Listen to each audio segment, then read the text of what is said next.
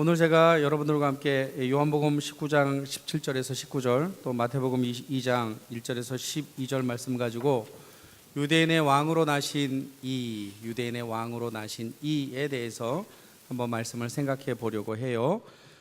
접어놓았던 요한복음 19장 18절, 19절을 제가 한번 다시 읽겠습니다. 요한복음 19장 19절, 빌라도가 패를 써서 십자가 위에 붙이니 나사렛 예수 유대인의 왕이라 기록되었더라. 이렇게 돼 있어요. 예수님이 십자가에 달릴 때 빌라도는 예수님을 유대인의 왕이라는 패를 붙여서 예수님의 신분을 밝혔어요. 유대인들은 그렇게 쓰지 말고 자칭 유대인의 왕이라 쓰라라고 독려했지만 빌라도는 너희들이 그러면 알아서 써라 이렇게 해서 책임 회피하고 유대인의 왕이라고 예수님의 명패를 썼지요. 오늘 본문 마태복음 2장 2절로 돌아오면 마태복음 2장 2절에서도 유대인의 왕으로 나신 이가 어디 계시냐, 이렇게 동방에서 온 박사들이 누구를 찾느냐 하면 아기 예수를 찾는 게 아니고 유대인의 왕을 찾았다는 거예요. 그러면 우리가 읽었었던 요한복음 19장과 마태복음 2장은 똑같이 유대인이지만 의미가 달라요. 그렇죠? 요한복음 19장에서 유대인의 왕은 십자가에 달린 유대인의 왕을 말한다면, 오늘 마태복음 2장 2절에 등장하는 유대인의 왕은 구원자로 오신 예수를 상징하는 거예요. 그런데 이 두 가지가 동전의 양면과 같아서 아기 예수로 태어나신 유대인의 왕 예수는 자신을 십자가에 죽이심으로 우리에게 생명을 선물하는 그 일을 하시기 위하여 왕으로 오셨다라고 하는 거예요. 자, 우리가 예수를 믿고 있어요. 우리가 예수를 믿는다라고 한다면 예수는 내 인생의 왕, 나를 통치하시는 분. 왜 그래요? 나를 위하여 자기를 주었기 때문에 그렇지요. 여러분의 남편이 아내의 통치를 받지 않는다면 어떤 일이 벌어질까요? 예? 또 남편의 통치를 받지 않는 아내 요즘엔 많아요. 그죠? 예, 만약에 남편이 아내를 통치하려고 하는데 통치가 안 된다. 그럼 이거 참 어렵지요. 제게 친구가 하나 있는데 하나님이 그의 아내를 불러가셨어요. 그래서 이제 새로 이렇게 결혼했는데 6개월 조금 이렇게 넘었어요. 처음에 결혼하고 저한테 와가지고 너무 기쁜 얼굴로 너무 좋다고 이렇게 6개월이 지나고 난 다음에 저한테 내가 왜 결혼을 했을까, 내 발등을 찍으리라 이렇게 이야기를 하고 있어요. 지금 어떻게 될지 몰라요. 진행형이기 때문에 갈라설지 아니면 계속 또 만날지 그건 잘 모르겠어요. 여러분은 행복하지요? 그죠? 남편과 아내가 서로 협력하고 우리는 믿음 안에서 주님과 협력하게 해야 될 줄로 믿습니다. 나는 유대인의 왕이라고 말하지만 나는 그분의 통치를 받고 있느냐 아니느냐. 내가 주님이 나의 유대인의 왕이라고 어쨌든 십자가에 달려 돌아가셨던 아니면은 뭐 아기 예수로 태어나셨던 간에 내 인생을 내 마음대로 왕처럼 내가 산다면 우리는 예수님을 왕이라고 말하지만 대접해 드리는 건 아니다. 그러니까 진정으로 우리가 믿는다면 나를 통치하시는 분이 예수라는 것을 인정하고 그의 부르심을 따라 순종하는 삶이 될 때 진정한 왕을 모시고 살아가는 백성이 된다라고 하는 거예요. 믿음 안에서 그렇게 살기를 간절히 부탁하겠습니다. 오늘 본문 마태복음 2장 2절에 보면 유대인의 왕으로 나신 이가 어디 계시냐 이 질문에 빌라도가 발칵 뒤집혀요. 예루살렘도 발칵 뒤집혀요. 3절, 헤롯 왕과 온 예루살렘, 의인법을 써서 예루살렘은 도시지만 예루살렘에 있는 모든 사람들이 발칵 뒤집혀가지고 야, 정말 이런 일이 있을 수가 있는 거야 라고 외치기 시작했어요.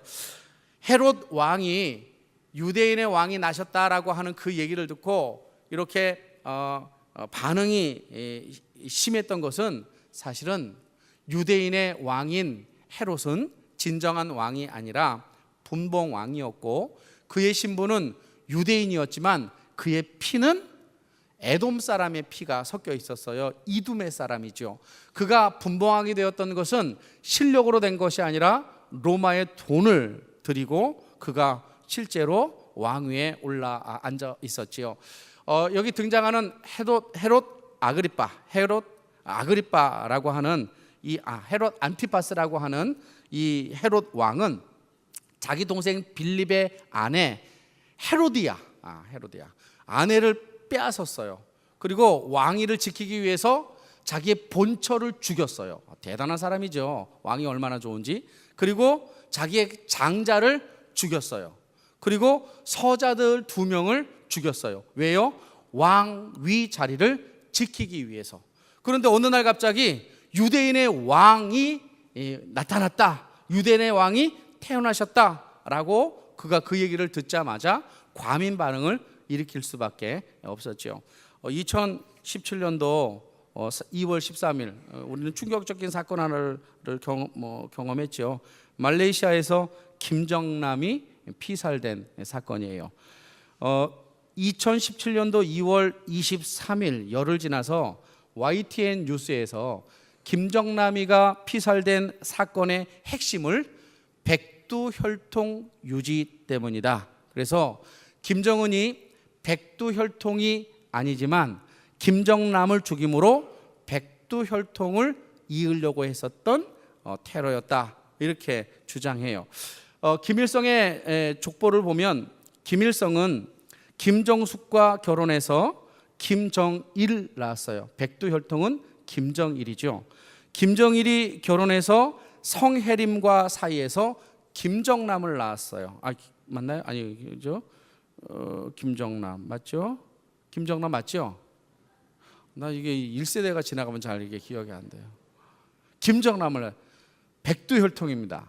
그런데 지금 북한을 통치하고 있는 김정은은 4번째 여인, 그러니까 김정남의 4번째 여인인 제가 뭐라고 그랬어요? 김정남이라고 그랬어요?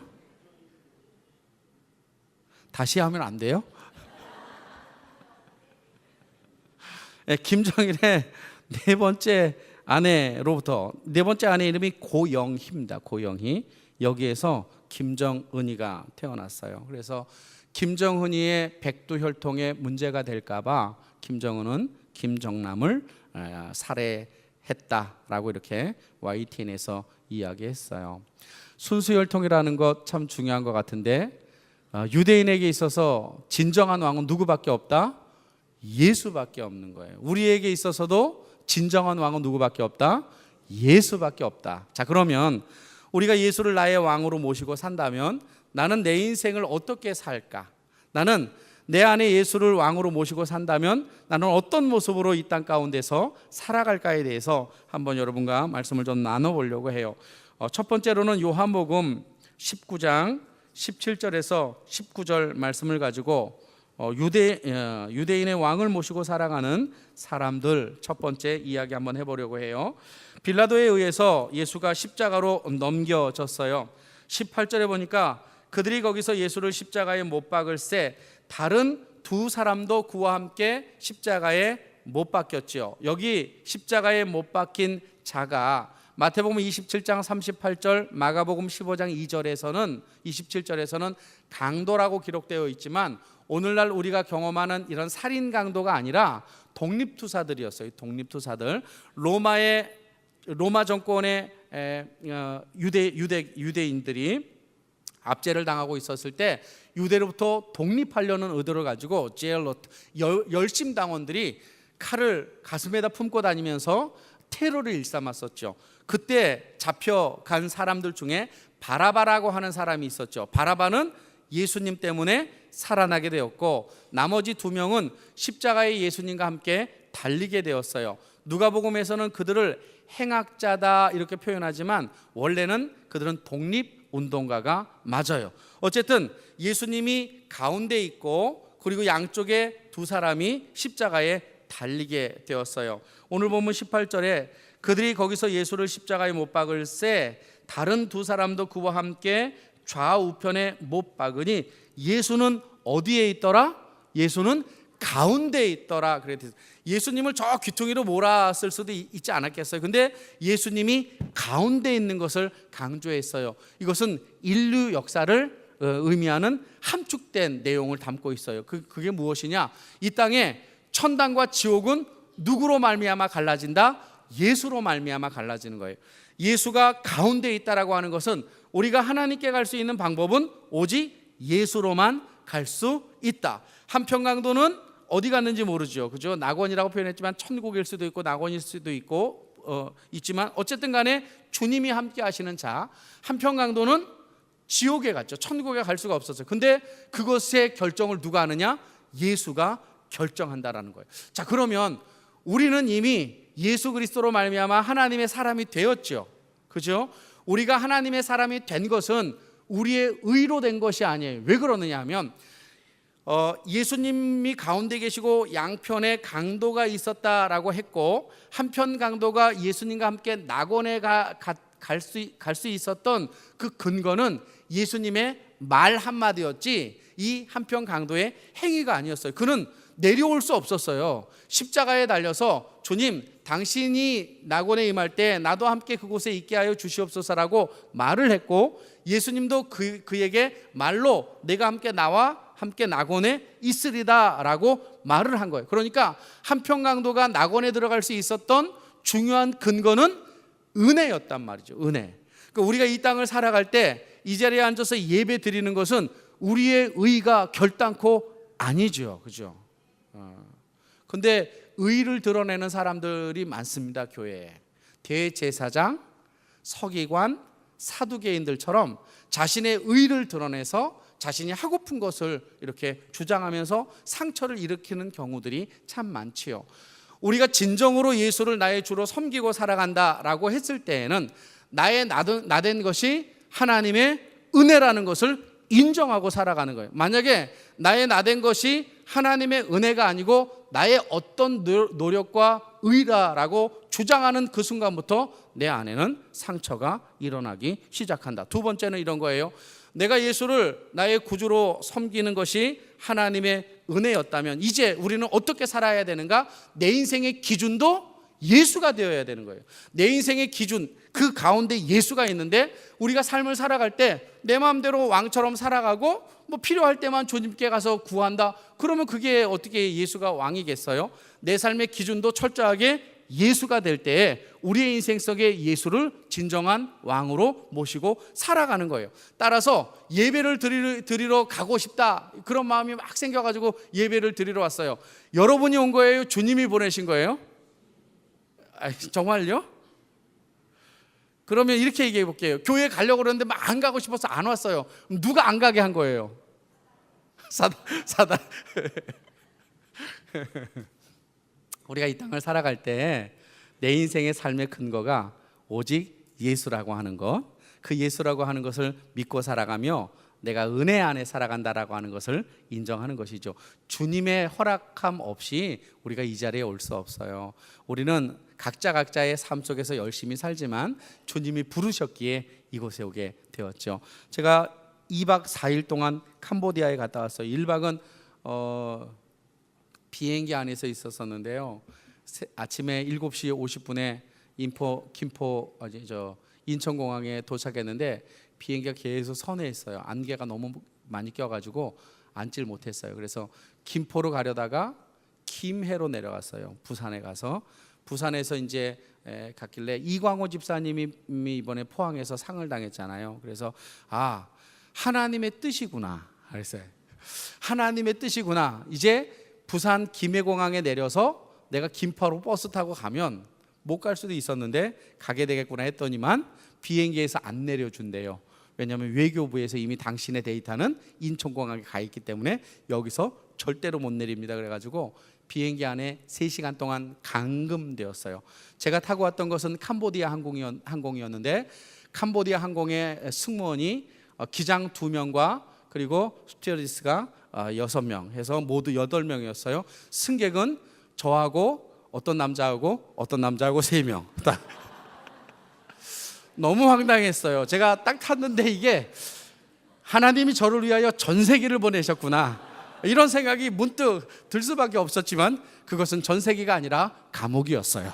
그래서 김해에서 3시간 감금되어 있다가 12시에 인천공항에 도착했는데 인천공항에서 2시간 반 동안 계속 랜딩하고 난 다음에 자리를 못 잡아가지고 2시간 반 동안 저도 제가 그럴 줄 몰랐어요. IC가 나오더라고요. 왜 IC가 나오는지 저는 이해를 할 수가 없었지만 저도 인간이었나 봐요. IC 하면서 제가 스튜어드스에게 짧은 영어로 막 그냥 해댔죠.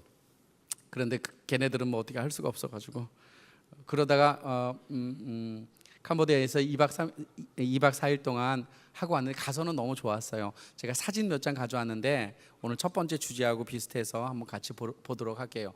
한번 사진 한번 틀어주실래요? 네. 그 다음 넘겨주실래요? 저게 예림교회라고 합니다. 예림교회인데 일산에 있는 어떤 교회가 개척해서 땅을 사가지고 교회를 하나 지어줬는데 캄보디아는 95%가 불교인이에요. 그래서 신학교가 없습니다. 신학교는 한국 장로교회가 있는데 한국 장로 신학교가 있는데 대부분 다 저런 교회를 지어주면 누가 목사가 되느냐면 평신도 리더가 목사가 돼요. 그 평신도 리더를 선교사가 쫓아가서 4년 동안 성경 공부 가르치고 예배를 이렇게 인도하게 하면 그 사람이 저 교회를 맡은 사역자가 돼요. 그래서 목사님이 선교사님이 그에게 안수를 해주면 그때부터 신학을 전공하지 않았지만 패스터, 목사라고 이렇게 불려져요. 예림교회 목사님과 함께 시골 CM립에 있는 시골을 방문했어요. 넘겨보실래요? 저기 앉아 계신 분, 앉아서 복음을 증거하는 분이 저 예림교회 담임하고 있는 사역자예요. 그런데 제가 놀랬던 것은 뭐냐면 95%가 불교인인데도 불구하고 저 사람이 예수를 믿었다라고 하는 거예요. 예수를 믿는 것이 쉽지 않습니다. 집회를 한 번 하면 200명, 300명씩 와요. 어린아이들 200명, 300명도 오고 어른들도 2, 300명씩 와요. 예수를 영접하느냐? 그렇지 않고 예전에 우리 그 마을에서 잔치를 하면 어른들이 잔치집에 가서 뭐 먹을 거 있으니까 왔듯이 왔다 돌아가는 거예요. 근데 그 중에서도 예수를 영접해서 저렇게 사역자가 된 사람이 있어요. 저 사역자가 개척한 곳이 저기입니다. 시골에 있는 저 집인데 저기에서 저 사역자가 똑같아요. 4년 동안 평신도를 가르치고 일주일에 한 번씩 예배를 드리면 그 평신도 리더는 이분이 안수를 해서 패스터가 될 수가 있는 거예요. 한번 넘겨주시겠어요? 지금 저 분들이 예배를 드리고 있는 예배당입니다. 위에는 살림집이고 밑에 공간은 예배당이에요. 한 장만 더 넘겨주실래요? 근데 저기에서 예배를 드려요. 저기에서 한번 모이면 아이들이 200명, 300명씩 와가지고 그냥 마당에 앉아서 예배를 막 드리죠. 기회이죠, 복음의 기회. 어른들은 10명 정도 이렇게 예수를 믿고 저기에 딱 갔는데 저 곳을 확장을 좀 시켜달라 이렇게 이제 저희 교회에 이렇게 요청을 했어요. 근데 제가 대답은 하지 않고 일단 왔습니다. 넘겨보실래요? 저 교회를 담임하고 있는 담당 사역자입니다. 아직 안수는 받지 않았는데 하얀 옷을 입으신 분이 담당 사역자고 주황색 옷 입으신 분이 아내예요. 그리고 저기 아이들은 자녀들이에요. 자녀들. 그래서 5명을 낳았고 저 지금 뱃속에 아이 하나가 있어서 6명이 지금 저 목회자 사역으로 이렇게 하고 있어요. 넘겨주시겠습니까? 역시 한국에서 찾아가셔서 운물을 파줬어요. 그런데 캄보디아는 운물을 파는 기계가 200m를 못 판대요. 그래서 거의 뭐 10에서 20m 정도만 파 들어가서 건수만. 근데 건수는 석회질이 많고 그다음에 철분이 많아서 먹을 수는 없고 이렇게 목욕하는 그걸로만 그렇게 쓰고 파놓으면 다시 흙 때문에 막힌다고 그래요. 갔더니 운물이 하나 있었어요. 넘겨보시겠습니다. 제가 두 번째 목회하는 곳이 저게 예배당입니다. 예배당 건물이 너무 허술하죠. 저기 안에도 한 2, 300명씩 들어가서 예배를 드리는데 막 뛰면 문제가 생겨요. 왜냐하면 나무들이 다 썩었어요. 그 다음에 넘겨주시겠어요? 바닥이 저렇게 다 썩어가지고 저 안에서 아이들이 예배를 드리고 이렇게 우리가 하기에는 상상할 수가 없죠. 어떻게 저기서는 앉으라고 해도 아마 안 앉을 거예요. 근데 저기서 먹고 놀고 예배 드리고 이렇게 강대상 한번 보여드릴게요. 강대상. 저게 강대상 의자 및 강대상입니다. 그래서 계단을 이렇게 밟고 올라가서 앉아서 가르치고 이렇게 해요. 제가 가기 전에 어떤 교회에서 와서 저 바닥만 바닥만 나무를 다시 덧대서 튼튼하게 이렇게 만들어주겠다 하고 이렇게 왔어요. 근데 제가 이번에 이렇게 가면서 느꼈던 건 뭐냐면 95%의 불교 국가였지만 거기에서도 하나님이 일하고 계셨다는 것, 그리고 하나님이 하나님의 사람을 만들어가고 있었다는 것, 그래서 그것 때문에 너무 놀라웠어요. 우리가 이 땅을 살아갈 때 하나님의 은혜가 아니고서는 되는 게 사실은 없지요. 우리가 이렇게 살아가는 삶의 모든 것들이 하나님의 은혜인 것. 따라서 첫 번째 포인트, 나 된 것은 하나님의 은혜이다. 이것을 인정하고 살아가는 것. 두 번째, 오늘 보면 2장으로 넘어와 보면 내 인생의 왕이 예수라고 주장하는 사람들에겐 어떤 믿음의 모습이 있어야 할까? 2장 1절, 헤롯 왕 때에 예수께서 유대 베들레헴에서 나심에 동방으로부터 박사들이 왔어요. 여기서 말하는 이 박사들은 점술가이긴 하지만 조금 더 고차원적으로 지혜자들을 말해요. 다니엘서 2장 48절에 보면 느부갓네살 왕은 다니엘을 바벨론의 최고의 지혜자 어른이라고 이렇게 인정해 주었죠.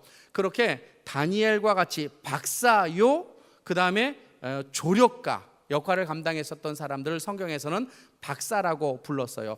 그런데 다니엘이 끌려갔었을 때가 606년이었는데 다니엘이 끌려가고 난 뒤 600년이 흐르고 난 다음에 다니엘의 이야기를 들었던 잔존하는 유대인들, 그러니까 바벨론에서 돌아오지 않았던 잔존하는 유대인들이 무엇을 믿고 있었냐면 베들레헴이 아니라 유대 땅에 유대인의 왕이 날 것이다라고 하는, 메시아가 날 것이다라고 하는 그 말을 믿고 있었어요. 그런데 어느 날 보니까 별이 떴는데 그 별이 심상치가 않은 거예요. 그러니까 이 박사들이 그 별을 쫓아서 오기 시작했지요.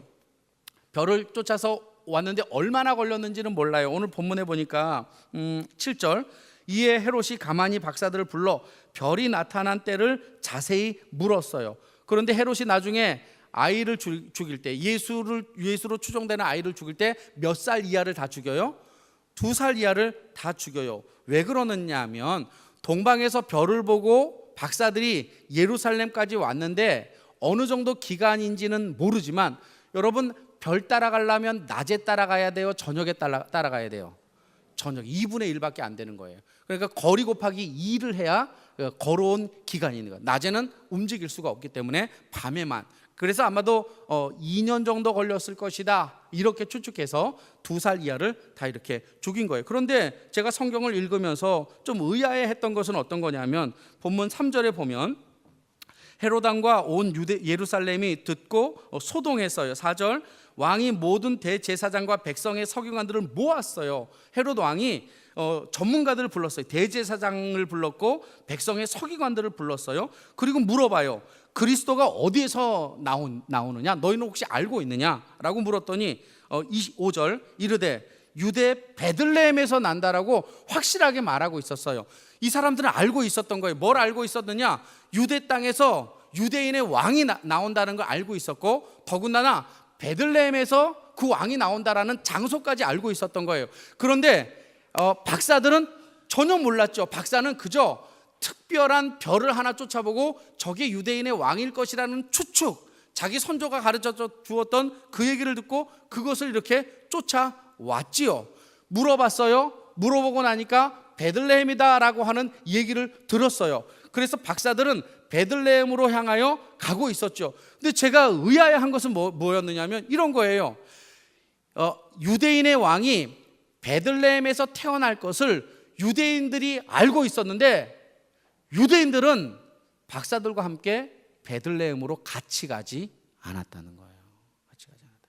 제가 9시에 그런 좀 비근한 예를 들었는데, 안중에 나사렛 안중에 유대인의 왕이 태어난다라고 이렇게 예를 한번 들고, 여러분들이 서기관과 대제사장, 별로 좋지 않은 역할을 하고, 제가 동방박사 역할을, 좀 좋은 역할을 제가 했어요. 제가 여러분께 여쭤봤어요. 여러분, 이 땅에 왕이 나온다는데 이 땅의 왕이 어디서 나옵니까? 그래서 여러분이 알고 있어요. 안중에서 나와요. 그래요? 정말 안중에서 왕이 나와요? 그래서 제가 안중으로 갔어요. 그러면 여러분은 저하고 함께 동행할 것 같아요? 아니면 그냥 이 자리에 있을 것 같아요? 예? 대답을 왜 못해요? 저하고 같이 안중으로 갈 것 같아요? 그냥 그 자리에 있을 것 같아요? 예? 분분하게 하지 말고 한꺼번에 갈 것 같아요? 안 갈 것 같아요? 우리는 그래도 좋은 대제사장과 근데 저를 의아하게 만들었던 것은 베들레헴에 유대인의 왕이 난다라는 얘기와 사인이 있었음에도 불구하고 그들이 안 갔다는 거예요. 베들레헴에 유대인의 왕이 난다라고 그들은 지식적으로 알고 있었지만 그러나 그들은 알 뿐 믿지 않은 거죠. 믿지 않은 거. 근데 제대로 지식이 없었지만 이 동방 박사는 베들레헴에서 유대인의 왕이 난다라는 그 얘기를 듣고 그들은 직접 움직여 베들레헴으로 가지요. 두 번째 포인트입니다. 두 번째 포인트. 우리가 진정으로 예수를 나의 왕으로 모신다면 하나님은 어떻게 일하시느냐? 지식으로 일하지 않고 믿음을 통하여 일합니다. 진정으로 우리가 예수를 믿고 있다면 내가 예수를 얼마나 많이 아느냐, 기독교를 얼마나 많이 아느냐, 하나님을 얼마나 많이 아느냐, 그것은 중요하지 않아요. 내가 하나님을 얼마나 믿고 있느냐, 예수를 얼마나 믿고 있느냐, 하나님의 말씀을 얼마나 믿고 있느냐가 중요한 거예요. 그래서 하나님은 지식으로 일하시는 것이 아니라 우리의 믿음을 통해서 일해요. 여러분, 지금 세상에 많이 힘들고 어렵잖아요. 그럼에도 불구하고 누군 살아계셔요? 하나님은 살아계셔요. 할렐루야. 주님은 살아계신단 말이에요. 우리가 그런 믿음을 가지고 우리의 인생을 살아나가야지. 남들 어렵다고 우리도 다 같이 어렵다? 그러면 예수 왜 믿지요? 믿을 필요 없지 않겠습니까? 어렵고 힘들어도 이 땅 가운데서 우리의 인생을 이끌어 가시는 주님이 우리와 함께 있는 것. 예수님이 오셨을 그 당시에 로마에 살고 있었던 유대인들은 3명 중에 2명이 놀랍게도 노예였어요. 노예. 근데 3명 중에 2명이 노예였지만 로마를 복음화시킨 것은 이 노예들이 로마를 복음화시켰던 것이죠. 아무리 힘들고 어려워도 그들이 예수를 자기의 왕으로 섬기고 하나님이 나를 통해서 일하시고 역사하신다라고 하는 그 믿음이 그들의 삶을 통해 결과를 만들어냈다라고 하는 사실이죠. 여러분, 우리가 믿음 안에서 믿음을 통해서 일하시는 주님을 만나기를 간절히 축원합니다. 두 번째 포인트입니다. 마지막 세 번째 포인트는 오늘 본문에 보면 8절 베들레헴으로 보내며 이르되 가서 아기에게 대하여 자세히 알아보고 찾거든 내게 고하여 나도 가서 그에게 경배하라. 이제 헤롯이 그렇게 예수를 죽이려고 이제 머리를 쓴 거예요. 9절 박사들이 왕의 말을 듣고 갈새 동방에서 보던 그 별이 문득 앞서 인도하는 거예요. 이거 봐. 이게 어떻게 됐느냐면 동방에서는 분명히 별을 보고 쫓아왔는데 별이 사라져 버린 거예요. 어디에 왔을 때 사라졌느냐? 예루살렘에 왔을 때 사라져버린 거예요. 그러니까 예루살렘까지는 도착했는데 별이 저녁 때도 안 나타나는 거예요. 이거 봐라. 별이 있어야지 그 유대인의 왕을 만나러 가는데 별이 없으니까 그때부터 귀동냥을 한 거죠. 사람에게 물어본 거예요. 유대인의 왕이 어디에서 나느냐? 이렇게 계속 물어본 거예요. 베들레헴이다라고 하는 그 정보를 듣고 나서 베들레헴을 향하여 가고 있는 거예요. 지금은 낮이지요. 낮이니까 별은 없어요. 그런데 점점 날이 어두워지자 동방에서 그들을 예루살렘까지 인도했었던 그 별이 다시 눈에 보이기 시작했어요. 그들은 너무 기뻤어요. 성경을 보니까 이렇게 기록되어 있어요. 10절 그들이 별을 보고 매우 크게 기뻐하더라. 이렇게 자기들이 베들레헴에 어디에서 예수가 나는지는 모르지만 이제 걱정할 것 없는 것은 그 밤에 사라졌던 별이 그들에게 나타났고 그 별이 그들을 예수 있는 곳까지 인도해 주었다라고 하는 사실이죠. 여러분, 우리가 이 땅을 살아갈 때 밤이 어두워야 별이 보입니다. 신앙이라고 하는 것은 참 이상해요. 신앙은 편할 때는 신앙생활 별로 우리 가슴이 안 닿아요. 근데 우리의 인생에 어두운 밤과 같은 상황이 벌어지기 시작하잖아요. 그러면 별이 더 빛나기 시작해요. 예수는 언제 만나는가? 낮에? 아니요, 저는 예수는 낮에 만나기 힘들다라고 생각해요.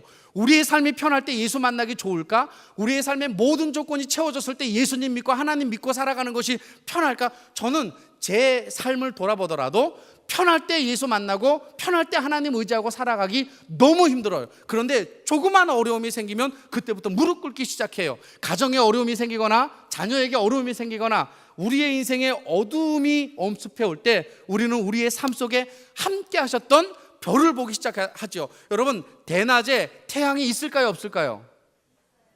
정말이에요? 있어요? 근데 왜 안 보여요? 아니, 말이 지금 왜 지금 우리가 지금 여러분이 저에게 지금 홀렸어요. 대낮에 별이 있어요, 없어요? 있지요. 있죠. 죄송합니다. 제가 우매해가지고. 근데 그 별은 다른 밤이 돼야 보이는 것이죠. 성경에 보면 야곱과 같은 인생이 20년 동안 재산과 아내를 다 얻어서 이제 고향으로 돌아가는데 가장 큰 문제가 뭐예요? 형이라고 하는 문제. 자기 목숨을 잃어버리죠. 그런데 야복강 나루터에서 그의 자녀들과 아내들을 내려보내고 그는 거기에 홀로 남아 누구를 만나요? 하나님을 만나는 거예요. 여호와의 사자를 만나는 거예요. 그러니까 우리가 우리의 인생을 살아갈 때 우리의 삶이 어렵고 힘들다고 하여 두려워하고 낭망할 것이 아닌 것은 오히려 어두움은 우리의 삶 속에 함께 하신 그 예수 그리스도 그분을 만나게 하신다는 거예요. 저는 제가 인생을 살면서 많은 어려움들이 있었지만 저는 지금도 너무 큰 안타까움은 부모님들을 너무 일찍 이렇게 보냈다라고 하는 거예요. 어머님이 이 자궁암이 재발해서 이제 세상을 떠나가는 그 사건은 너무나 슬펐고 저에게는 어두운 밤과 같았어요. 왜 어두운 밤이었느냐면 어떻게 할 줄 모르겠더라고요. 부모님이 그렇게 아파서 이렇게 이제 곧 죽을 거다라는 그 이야기는 제가 인생을 어떻게 살아야 될까? 내가 지금 하고 있었던 것 같이 해야 될지 말아야 될지 캄캄해져 버리더라고요. 그래서 저는 모든 길이 다 이렇게 막혔구나. 제가 이제 하나님께 기도했죠. 하나님 계십니까? 그렇게 하나님 계십니까? 그러니까 낮에도 별은 있었지만 안 보이는 것처럼 제 인생 속에 그 고통 속에서 하나님이 안 보였던 거예요. 안 계시는 것 같았고, 그래서 그렇게 울부짖고 막 울부짖었어요. 그런데 어느 날 저희 어머님이 너무 기뻐하시는 거예요. 이제 돌아가실 날이 얼마 남지 않았는데 사형 선고를 언도받고도 저희 어머님이 참 기뻐하는 거예요. 매일매일 이렇게 웃고 계시는 거예요. 그러면서 저에게 돌아가실 때까지 한 말씀이 있었어요. 그 말씀이 뭐냐면 어젯밤에 말이다, 너희 아빠가 내 손을 꼭 잡아줬어. 여러분, 여러분의 아내의 손을 꼭 잡아주고 계신가요? 황 집사님, 저녁에 잠잘 때 남편이 아내의 손을 깍 이렇게 잡아주시나요? 안 잡아줘요. 제가 하나 비밀 알려드릴게요. 우리는 사랑으로 시작해서 원수로 끝나는 사이이기 때문에 뭐 그렇게 근데 저희 어머님 참 아버지가 많이 폭행도 하고 어려움을 많이 당했거든요. 맞고 살아서 저는 그래서 죄송합니다. 이런 막된 표현을 써서 저희 집을 집이라고 말하지 않고 집구석이라고 말했어요. 전 집구석에 들어가기 싫어서 가출을 몇 번 할 정도로 저는 그렇게 저희 집에 대한 인상이 좋지 않았어요. 근데 어느 날 아침에 그렇게 병들어 누운 저희 어머님이 밝게 웃으시면서 어젯밤에 말이야, 너희 아빠가 내 손을 꽉 잡아주었어. 그리고 나서 이렇게 말씀하셨대. 미안해. 고생시켜서 미안해. 저는 그때 그 이야기를 지금도 가슴에 담아두고 우리 어머니에게 있어서 인생의 어두운 밤이었는데 근데 그 어두운 밤 속에서 아버지의 사랑을 다시 되찾은 것 같아서, 그리고 세상을 떠날 때는 아버지의 그 사랑을 회복하고 떠났던 그 모습이 저에게는 정말 그 불행 중에 너무 감사할 조건 중에 하나였다라고 하는 사실이에요. 우리가 이 땅을 살아갈 때 우리의 인생 속에는 하나님이 안 보일 때도 있습니다. 그러나 분명한 사실은 우리 인생의 역경과 고난 속에 그분은 반드시 나타나시고 우리의 삶을 붙잡아 주실 줄로 믿습니다. 그 주님을 의지하고 포기하지 않는 삶이 예수를 왕으로 섬기며 살아가는 삶입니다. 오늘 말씀을 붙잡고 한번 기도 한번 해봅시다. 나는 유대인의 왕으로 나신 이를 진정으로 믿고 따라가고 있는지, 그분을 나의 왕으로 섬기고 있는지, 우리가 벌써 4번째 기도하고 있는데 다시 한번 돌아보며 기도합시다.